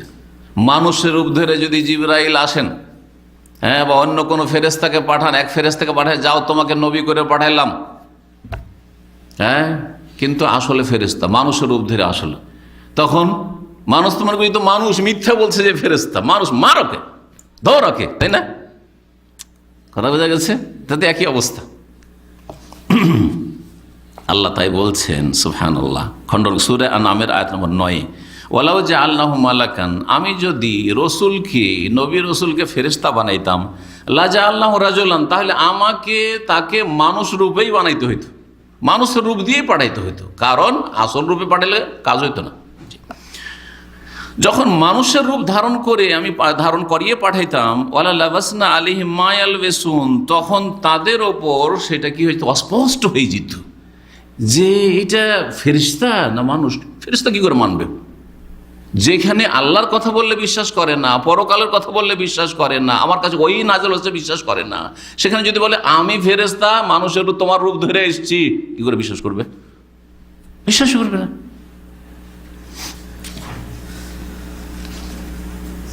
তারপরে আরও কোরআনে কারিমে তাদের খণ্ডন করা হয় মুশরিকদের, যে তারা কিন্তু ইব্রাহিম, ইসমাইল, মুসা এইসব আম্বিয়া রসুলগণকে জানত, এদের সম্পর্কে তাদের জ্ঞান ছিল, কারণ ইব্রাহিম তো তাদের পূর্ব পিতা, আর ইব্রাহিমের ছেলে ইসমাইল আলাইহিস সালাম যাকে আবাদ করলেন মক্কায়, ইসমাইলের বংশধর তারা, তো ভালো করেই ইব্রাহিম, ইসমাইল আর কাবাঘর নির্মাণ করেছেন, তারা এইসব কিচ্ছা কাহিনী আরও মুশরিকরা জানতো।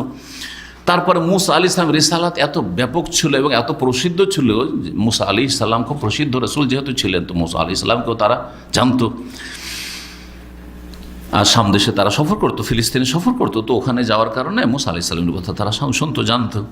আর তারা যে মানুষ ছিলেন এটাও তারা জানতো, যে ইব্রাহিম মানুষ ছিলেন, ইসমাইল মানুষ ছিলেন, হ্যাঁ, ইসমাইলের মা এখানে হাজার এখানে রেখে গেছিলেন ইব্রাহিম আলাইহিস সালাম। তারপরে মুসা আলাইহিস সালাম মানুষ ছিলেন, মুসা আলাইহিস সালামের কিসসা ও ফিরআউনের সাথে ওইসব জানেন, তার মানুষ থাকলেন, তাই না? আর এরা রসুল ছিলেন এটাও জানতো এরা। তাহলে এই যে আগের যে সংশয় যে মানুষ কি করে রসুল হইতে পারে, এই কথার উপর তারা টিকে থাকতে পারলো না। কিন্তু নবীর বিরোধিতা করতে হয়, মুহাম্মদের কথা মানা যাবে না, তখন আরেকটা নতুন সংশয় পেশ করলো তারা, নতুন সংশয় পেশ করলো, যুক্তি কি? ঠিক আছে, মানুষ রসুল হইতে পারে, যেমন ইব্রাহিম হয়েছে, ইসমাইল হয়েছে আর মুসা হয়েছে, ঠিক আছে হইতে পারে, কিন্তু আল্লাহ কি এই ইয়েতিম আর মিসকিনটা কি পেয়েছে?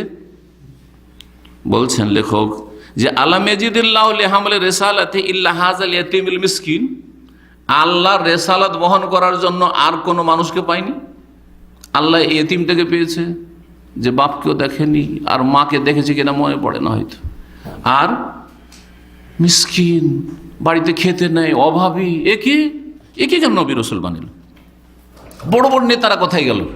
এত বড় বড় নেতারা মক্কায় আছে, তায়েফে আছে, এর আগে একদিন শুনিয়েছি। কিন্তু তো এই কোরাইশ বংশ সবচেয়ে প্রসিদ্ধ বংশ, ওই বংশ থেকে আল্লাহ নবী মনোনীত করতেন। আর না হলে আরেকটা জাদরেল বংশ, যে তাইফে বসবাস করে, সাকিব বংশ, যেই বংশ চরম বিরোধিতা করেছে রাসূলুল্লাহ সাল্লাল্লাহু আলাইহি সাল্লামের, আর হুনাইনের যুদ্ধে পরাজিত এরা হয়, তার আগে পর্যন্ত বড় শক্তিশালী এরা ছিল। তো ওখান থেকে একজনকে রাসূল আল্লাহ বানাইতেন আর আমাদের জন্য পাঠাইতেন। এই ক্ষেত্রে তারা বলল, সূরা যুখরুফের আয়াত নম্বর 31-32 আল্লাহ উল্লেখ করেছেন, লাউলা নুজ্জিলা হাযাল কুরআনু আলা রাজুলিন মিনাল কারিয়াতাইনি আযীম। এই কোরআন যদি নাযিল করা হয়, ঠিক আছে, কোরআন নাযিল হচ্ছে আসমান থেকে, তো মুহাম্মদের ওপর কেন হবে, একটি এতিম মিসকিনের ওপর?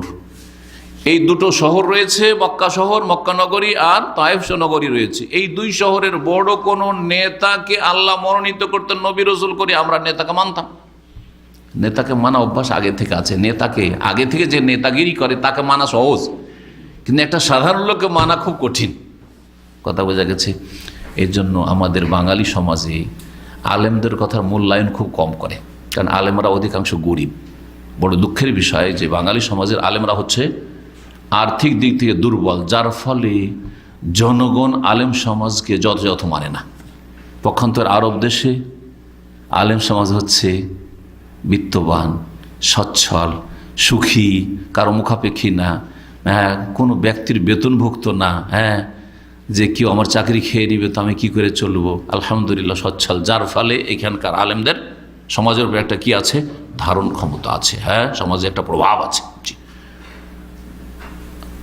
ভালো ভালো যারা ধনী মানুষ আমাদের সমাজে, তারা যদি ছেলেদেরকে আলেম করে, তার দিয়ে যে দাওয়ার কাজটা হবে, গরিবের ছেলেকে দিয়ে হবে না। বাস্তব সত্য কথা। আমাদের দেশের ধনী লোকদেরকে উচিত আলেম বানানো, কিন্তু ধনী লোকেরা কি করে, একটু পয়সা হলে তারা নিজের ছেলেদেরকে আলেম বানিয়ে নেয়, নিজেরা মাদ্রাসা খুলে গরিবের ছেলে পড়াবার জন্য। বড় দুঃখের বিষয়, আজকাল যতগুলি মাদ্রাসা চলছে, ভারত, বাংলাদেশ, পাকিস্তান, তিনটি দেশের কথা বলছি, যতগুলি মাদ্রাসা চলছে, মাদ্রাসার কর্মকর্তারা তো গরিব না। মাদ্রাসার যারা সেক্রেটারি, সভাপতি, চেয়ারম্যান, এরা সমস্ত কিন্তু ধনী মানুষ, পয়সাওয়ালা মানুষ। এরা মাদ্রাসা খুলেছে, কিন্তু এদের ছেলেমেয়েরা সবগুলি লেখাপড়া করে অন্য কোথায়, ইংলিশ মিডিয়ামে, আর না হলে আর কোথাও, না হলে আর কোথাও আলেম তৈরি হয় না। ইল্লা মাশাআল্লাহ, ইল্লা মাশাআল্লাহ, খুব কম পাবেন আপনি, খুব কম পাবেন আপনি। যার ফলে আমাদের দেশে দাওয়াতে বরকত নেই। গরিবের কথা কে শুনে? নেতার কথা সবাই শোনে, জি, পয়সাওয়ালার কথা সবাই শোনে, জি। তো আল্লাহ রাব্বুল আলামিন এর জবাব দিয়েছেন, যখন ওরা বলল যে মক্কার তায়েফের কোনো এক নেতাকে কেন নবী রাসূল বানানো হইল না, আল্লাহ জবাবে বলছেন, আহুম ইয়াকসিমুনা রাহমাত রাব্বিক। নবুয়াত রিসালাতটা আল্লাহর রহমত, আল্লাহর অনুগ্রহ বা করুণা। এই আল্লাহর রহমত আল্লাহ কাকে দেবেন সেটাও বিবেচনা এরাই করবে। সিদ্ধান্ত এদের না আল্লাহর সিদ্ধান্ত? আল্লাহর সিদ্ধান্ত। আহুম ইয়াকসিমুনা রাহমাত রাব্বিক, হে নবী, ওরা যে বলছে যে তোমাকে কেন নবী বানাইলাম, ওদের নেতাগুলোকে কেন বানাইলাম না, তো রবের রহমতকে কি তারা ভাগ বন্টন করে দিবেন, আমি ভাগ বন্টন করে দেবো? আমার রহমত আমি ভাগ করে দেবো, কাকে দেবো? আমার ইচ্ছা। নাহনু কাসামনা বাইনাহুম মাঈশাতাহুম ফিল হায়াতিদ দুনিয়া, এমনকি পার্থিব জগতের যে জীবন উপকরণ রয়েছে, রুজি রিজিক রয়েছে, সেটাও তো আমি ভাগ করে দিই। যখন আল্লাহ রুজি ভাগ করে দিয়েছেন, আমার রুজি আপনারা পাবেন না, আর আপনাদের রুজি আমি পাবো না। ভাগ করেছে না করেননি? কেউ যদি সারা জীবন চেষ্টা করে যে শেখ মতিউর রহমানের কাজটা আমি নিয়ে নেব, তাও হয়তো সম্ভব হবে না। করতে করতে ওইখান পর্যন্ত পৌঁছিতে শেষ হয়ে যাবে না, তাই না? আর আমি যদি মনে করি যে আপনি মাশাআল্লাহ একটা ভালো টেকনিক্যাল কাজ জানছেন, ওই টেকনিক্যাল চাকরিটা আমি নিয়ে নেব, তাও তো অসম্ভব হয়ে যাবে তোমার জন্য। এই তো আল্লাহর ভাগ বন্টন করে দাও, যাকে যে বিদ্যা আল্লাহ দেবেন ওইটা ওটা আপনি পাবেন না। কথা বোঝা গেছে?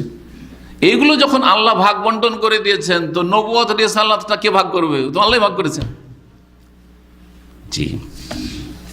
এবং ছোট বড় করা কার কাজ? আল্লাহর কাজ। ওয়ারাফানা বা'দাহুম ফাওকা বা'দিন দারাজাত, আল্লাহ বলছেন একজনকে অপরজনের ওপরে করেছি, যাতে করে একজন অপরজনের অনুগত হয়। সবাইকে যদি সমান করে দিত, কেউ কাউকে মানত না।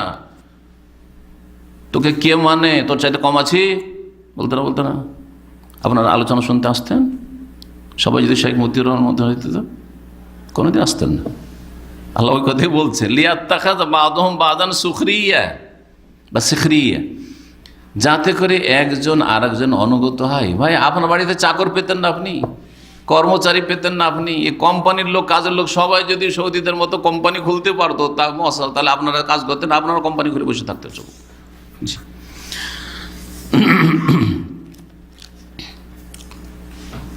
সূরা আনআমের আয়াত নম্বর 24 আল্লাহ ইরশাদ করেছেন আরো এদের এই কথার খণ্ডন, আল্লাহু আ'লাম হাইসু ইয়াজআলু রিসাল, আল্লাহ বেশি জানেন যে তার রেসালাতকে কোন জায়গায় রাখবেন, কোন বাড়িতে রাখবেন, কোন লোকের কাছে রাখবেন, কাকে দায়িত্ব দেবেন যে যাও তুমি রেসালাত পৌঁছে দাও, মানুষকে মেসেজ পৌঁছে দাও, আল্লাহর ইচ্ছা।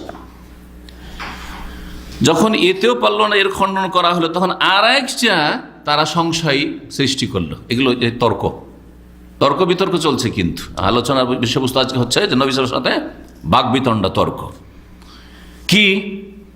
আচ্ছা ঠিক আছে, রসুল যদি তোমাকেই বানানো হইল, ঠিক আছে, তুমি ছিলে গরিব, তা আল্লাহ তোমাকে ধনী করে দিক, পাহাড় পর্বতকে স্বর্ণ করে দিক তোমার জন্য, মক্কার আকাশ থেকে তোমার জন্য রিজিক নামুক, আর তোমার হাজার হাজার অনুসারী থাক, আর সেনাবাহিনী থাক, একজন রাজার মতো, একজন বড় শাসকের মতো, এরকম তুমি এরকম হয়ে দাঁড়ে দাঁড়ে কেন ঘুরবে? ঠিক আছে, তোমাকে যখন আল্লাহ বাছাই করেছেন, তো তোমার খাদেম হওয়া উচিত, তোমার ওইরকম প্রভাব হওয়া উচিত, তোমার ধন সম্পদ হওয়া উচিত, তোমার ওইরকম একটা মান মর্যাদা হওয়া উচিত, তুমি একজন ভিআইপি লোক হবে। তুমি দাঁড়ে দাঁড়ে ধাক্কা খেয়ে কেন বাড়াবে? নবী রসুল এসেছে আল্লাহর পক্ষতে, আল্লাহ করতে পারে না ওগুলো, করে দিক তোমাকে। এরও জবাব আল্লাহ রাব্বুল আলামিন দিচ্ছেন। ওরা বলেছিল, ওদের কথাটা ঘটনাকে উল্লেখ করা হয়েছে, সেটা বলি, লাউলা উনজিলা আলাইহি মালাক, মুহাম্মদ যখন নবী হয়ে গেল তো ওর কাছে একটা ফেরেশতা আল্লাহ পাঠিয়ে দিত, যে ফেরেশতা এসে তার সমর্থনকে সাপোর্ট করতো আর বলতো যে নবী হয়েছে, ফায়াকুনু মাহু নাজিরা, আর ফেরেশতা মুহাম্মদ সাল্লাল্লাহু আলাইহি ওয়াসাল্লামের সাথে এসে সতর্ককারী হইতো, যেমন মুসা আলাইহিস সালামের সাথে হারুন, কিন্তু দুই ভাই, দুই মানুষ, একজন ফেরেশতা আল্লাহ পাঠিয়ে দিত। আউলকা ইলাইহি কানজুন, বিভিন্ন প্রস্তাব, অথবা আসমান থেকে ধন ভাণ্ডার নামিয়ে দিত আল্লাহ, ধন রাতারাতি বড় লোক হয়ে যেত মুহাম্মদ। আও তাকুনু লাহু জান্নাহ, অথবা কি করা হইতো, মুহাম্মাদের জন্য একটা বিশাল বাগান করে দিত, সেই বাগানে আয়েশ আরাম করত, আর সেখানে সব ভক্তরা তার চারিদিকে থাকতো, তার পিছনে পিছনে লোক ঘুরতো। এইসব বিভিন্ন প্রস্তাব, যদি নবী হবে তো এইরকম কি হবে, প্রভাবশালী হবে, বাগানের মালিক, অঢেল ধন সম্পদ, তার সাথে ফেরেশতা নেমে এসছে, অসাধারণ কিছু দেখাচ্ছে। ওয়াকাল যালিমুন, আল্লাহ বলছেন জালেমরা বলতো, ইন তাত্তাবিউনা ইল্লা রাজুলাম মাসুরা, মুহাম্মদকে যদি মানো তো এই জাদুগ্রস্ত ব্যক্তি, কখনো জাদুঘর, ওকেই জাদুঘর বলতো, ওনাকে, আর কখনো নবী সাল্লাল্লাহু আলাইহি ওয়াসাল্লামকে বলতো যে ওকে জাদু লেগেছে। দুটোই কথা, সাহের আর মাসহুর দুটোই বলতো। এর আগে বলেছি না, যে কখনো বলতো যে নবী নিজেই জাদু করছে, সাহের, আর কখনো কি বলতো যে মুহাম্মদ সাল্লাল্লাহু আলাইহি সাল্লাম কে জাদু লেগেছে, কেউ জাদু করে দিয়েছে, মাসহুর। ইন তাত্তাবিউনা ইল্লা রাজুলাম মাসহুর, জাদুগ্রস্ত ব্যক্তি, ওর কথা শুনে, জাদুগ্রস্ত ব্যক্তির কোনো জ্ঞান বুদ্ধি আছে? শুনিয়ে নেওয়ার কথা। শেষ হয়ে যাচ্ছে, আর অল্প কিছুটা আছে। নবী করিম সাল্লাল্লাহু আলাইহি সাল্লামের রিসালাত সকল মানুষের জন্য কিনা? জবাব, এই সংশয়ের জবাব, যে এত যদি প্রভাবশালী, এত ভিআইপি ব্যক্তি যদি নবীকে বানিয়ে দেওয়া হতো, আল্লাহ বানাইতে পারতেন না? রাতারাতি বানিয়ে দিয়ে, এক রাতেই বা এক মুহূর্তে, কোন বলে একটা পাহাড়কে তো স্বর্ণ বানিয়ে দিলে তো কাজ হয়ে গেল, তাই না? কিন্তু আল্লাহ বানাননি। কখনো খেতে পেতেন, আল্লাহ শুকরিয়া আদায় করতেন, কখনো অনাহারে থাকতেন, সবর করতেন। জি, নবী সাল্লাল্লাহু আলাইহি ওয়াসাল্লামকে অবশ্য স্বাধীনতা দেওয়া হয়েছিল, তুমি মালিক, রসুল, রাজা এবং প্লাস রসুল হতে চাও না, রসুলের সাথে তুমি আব্দু, আল্লাহর বান্দা হইতে চাও? বুঝছো তো নবী সাল্লাল্লাহু কি বলেছিলেন, যে আমি আব্দুহু আর রসুল হইতে চাই, মালিকান রসুল হতে চাই না, রাজা বাদশাহ হব, রসুল হবো, এটা চাই না। নবী সাল্লাল্লাহু আলাইহি সাল্লামকে সমস্ত মানবতার জন্য পাঠানো হয়েছিল। আর মানুষ ভিন্ন স্তরের মানুষ আছে, একজন ভিআইপি মানুষ একেবারে নিম্নমানের মানুষের সাথে মিশতে পারে না। নবীকে যদি এত ভিআইপি বানিয়ে দেওয়া হইতো, তাহলে একেবারে যারা সাধারণ মানুষ, দুর্গত, অসহায়, গরিব, যাদের ভিটে মাটি নেই, কিছু নেই, তাদের সাথে মিশতে পারতেন না, বা এরা সাহসী করতো না ওখানে মিশতে। জি, আমরা দাওয়াতি ময়দানে আছি, জি বুঝতে পারি, বিভিন্ন স্তরের লোক আমাদের সাথে যোগাযোগ রাখে, কথা বোঝা গেছে? কিছু কিছু স্তরের মানুষ আছে এত ভয় পায়, মনে করে আমরা এক সাধারণ মানুষ, তারপরেও তিনি তো নবী, বললে কথা বলা যাবে, সম্ভব হবে? এই কয়েকদিন আগে আমার ছেলেটা বলছে যে লন্ডন গেলাম, ওরা ভাবছিল যে শেখ মতিউর সাথে কথা বলা যাবে না। বক্তব্যের সময় যে মুড দেখে তোতে মনে করে যে কথা বলা সম্ভব নয়। তারপরে মসজিদে দেখা হয়, সালামে বিনিময় হয়, তারপরে নামাজের আগে পরে, আর তারপরে ছোট ছোট বাচ্চাদের সাথে হাসি মুখে কথা বলি। ওরা প্রথম ভয়ে ভয়ে এইগুলো যেগুলো ইয়াং ছেলে পোলাপান যারা, ওরা কাছে আসতো না, ভয়ে ভয়ে থাকতো। তারপরে আমি আগে হাসি দিই যাতে করে একটু কাছায় হাসি দিতে কথা বলি। বলছি শেখ মতিউর রহমান যে এইরকম এইভাবে মিশতে পারবে আর আমরা পারবেন, আর আমরা যে মিশতে পারবো কথা বলতে পারি এটা আমরা ভাবতেই পারিনি। আমরা তো ভাবছিলাম যে ওরে বাপরে বাপ, হয়তো দেখাই করা যাবে, কোনো রকম মোসাফাটা করতে পারবো কিনা। কথা বুঝতে পেরেছেন? তো যদি একজন বড় মানুষ, আমরা তো তারপরেও সাধারণ মানুষ, এই জন্য মানুষ মিশতে পারছে হয়তো, কিন্তু যদি একজন ভিআইপির লোককে, একজন রাজ পরিবারের লোককে, একজন রাজা পর্যায়ের, বাদশাহ পর্যায়ের, রাষ্ট্রপতি পর্যায়ের লোককে যদি নবী রসুল বানিয়ে দেওয়া হয়, তো সাধারণ মানুষ কি মিশবে কাছে? ওর কাছে ভিড়তে পারবে না। হ্যাঁ, এই জন্য নবী সাল্লাল্লাহু আলাইহি সাল্লামকে কি রাখা হয়েছে? আবদ এবং রসুল। সাধারণ মানুষ, সবার সাথে, সর্বস্তরের মানুষের সাথে মিশতে পারে, সবাইকে দাওয়াত দিতে পারে, আমিরকেও দাওয়াত দিতে পারে, আর গরিব পথের ফকিরকেও দাওয়াত দিতে পারে। ওই দায়ী সাকসেস যে ক্লিনারকেও দাওয়াত দিতে পারবে আর যে রাষ্ট্রনায়ককেও দাওয়াত দিতে পারবে, সে হচ্ছে সফল। আর শুধু তার দাওয়াত হচ্ছে আপার লেভেলের জন্য, বড় বড় নেতারা তার সাথে সাক্ষাৎ করতে পারে, আর বড় বড় পয়সাওয়ালা শুধু সাক্ষাৎ করতে পারে, আর গরিব দুঃখী কোনো সাক্ষাতের সুযোগই পায় না, সে কোনোদিন সাকসেস দায়ী হইতে পারে না। এই কথাই বলছেন যে নবী সাল্লাল্লাহু আলাইহি সাল্লামকে সকল মানুষের জন্য, ছোট বড়, দুর্বল শক্তিশালী, সমস্ত মানুষের জন্য পাঠানো হয়েছে। এমনকি দাস দাসী তাদেরকে দাওয়াত দেওয়ার জন্য পাঠানো হয়েছে। সুতরাং তিনি যদি এইরকম প্রভাবশালী মানুষ হতেন, আর এইরকম যদি উচ্চ পর্যায়ের ভিআইপি মানুষ হতেন, তাহলে গরিব দুঃখী মানুষরা তার থেকে লাভবান হতে পারত না। আর দুনিয়ার মধ্যে সারা পৃথিবীতে মেজরিটি, সংখ্যাগরিষ্ঠ হচ্ছে দুর্বল, গরিব, অসহায় মানুষ, নিম্নমানের মানুষ, নিম্ন শ্রেণীর মানুষ। তারা উপকৃত হতে পারত না, বঞ্চিত থাকতো। আল্লাহ রাব্বুল আলামিন এরও খণ্ডন করেছেন। যখন এসবের খণ্ডন হয়ে গেল যে এটা রেসালাতের প্রচার প্রসারের পরিপন্থী, সেই জন্য নবীকে এইভাবে প্রভাবশালী করা হয়নি, তখন আর একটি সংশয়, শেষ সংশয় তারা করলো যে ঠিক আছে, মোহাম্মদ যখন নবী, মেনেই নিলাম যে এই জন্যই মোহাম্মদকে নবী করা হয়েছে, ভালো কথা, তাহলে মোহাম্মদ প্রমাণ করুক যে নবী হয়েছে। কি দিয়ে প্রমাণ করবে? অসাধারণ কিছু মোজেজা দেখে, অলৌকিকত্ব, যেগুলোকে কি বলা হয়? মোজেজাত, মোজেজা। তখন বলতে লাগে যে মোহাম্মদ তুমি যে নবী হয়েছে এটা কেমন করে বিশ্বাস করব? আচ্ছা বলো তো, তুমি চাঁদটাকে ফাটিয়ে দেখাইতে পারবে? চাঁদকে দুটুকরো করে দেখাইতে পারবে? করেছিল না করেনি? ডিমান্ড করেছিল। তখন আল্লাহ কি করলেন? নবী সাল্লাল্লাহু আলাইহি ওয়াসাল্লাম ইশারা করলেন, ওহী আসলো যে ঠিক আছে তুমি খালি ইশারা করো, আমি দুটুকরো করে দিচ্ছি। ইকতারাবাতিস সাআতু ওয়ানশাক্কাল কমর। তারপরে কি মেনেছিল? যে ঠিক আছে তোমাদের ডিমান্ডও পুরা করে, মেনেছিল? মানেনি। যখন এইটা মানলো না, তো যদি একটা পাহাড়কে, আর একটা ডিমান্ড চলে, একটা পাহাড়কে আমাদের জন্য, আমরা গরিব মানুষ, এটাকে স্বর্ণ করে দাও, এটা করলে কি সবাই মানতো নাকি? আরে এর সব জায়গায় জাদু চলছে, এ কথা বলে আবার অস্বীকার করতো। যে মানবে না সে মানবে না, যে মানবে না সে মানবে না, ওর নসিবে হেদায়েত নেই। তো বিভিন্ন তখন মুজিজাত নবী করিম সাল্লাল্লাহু আলাইহি সাল্লামের তাদেরকে দেখানো হইল।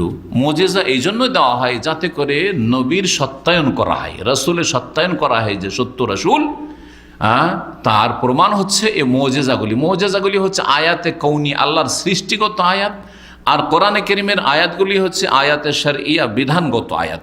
মানুষ যারা সোজা মানুষ, তারা কোরআনের আয়াত দিয়ে হেদায়েত হয়ে যাবে। আর কোরআনের আয়াতে যদি কারো হেদায়েত নসিব না হয়, তার জন্য অনেক সময় মুজিজার প্রয়োজন হয়, অসাধারণ কিছু দেখে, তখন হেদায়েত হয়। পীর বিদাতিরা এই রাস্তা অবলম্বন করেছে, মানুষকে ভক্ত বানাইতে হবে। হ্যাঁ, কোরআন এবং হাদিসে তো এলেমও নেই তাদের কাছে। প্রথম কথা, এলিমে নেই তাদের কাছে তৌহিদ সুন্নতের, শিরক আর বেদাত, শিরক বেদাতের ধর্ম, ওগুলো দিয়ে সবাইকে তো জালে ফাঁসানো যায় না, আর ধর্ম ব্যবসা করা যায় না। তখন একটা কেরামতির রাস্তা খুললো। কি করলো? কেরামতির রাস্তা খুললো। কেরামতিও তো তাদের ক্ষমতায় নেই, যেটা আল্লাহ প্রদত্ত কেরামতি। তখন জাদুবিদ্যা শিখে অধিকাংশ পীর রয়েছে, জাদুবিদ্যা শিখেছে, আর না হলে জিন বসে করেছে, জিনের মাধ্যমে অসাধারণ কিছু দেখাইতে শুরু করলো, অসাধারণ কিছু বলতে শুরু করলো। তখন জনগণ যারা মরিদান তারা তো পাগল হয়ে গেল যে আমাদের পীর তো বড়ই পীরে কামেল, আমি যে পাবনা থেকে পীর সাহেবের কাছে এসেছি এটা কি করেই জানলেন, আমি যে এই সমস্যা নিয়ে এসেছি কি করে জানলেন, আমি যে নিঃসন্তান এইটাই বা কি করে জানলেন, তাহলে আমার পীরে কামেল আছে, একবারে চোখ বন্ধ করে যা চাই তাই দিয়ে দেবে।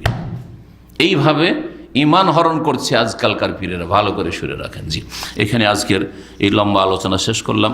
জাযাকুমুল্লাহু খাইরা। আল্লাহ আপনাদের উত্তম প্রতিদান দান করুন। ধৈর্য ধারণ করে বসে থাকলেন। সুবহান রাব্বিকা রাব্বিল ইজ্জাতি আম্মা ইয়াসিফুন ওয়া সালামুন আলাল মুরসালিন ওয়াল হামদুলিল্লাহি রাব্বিল আলামিন।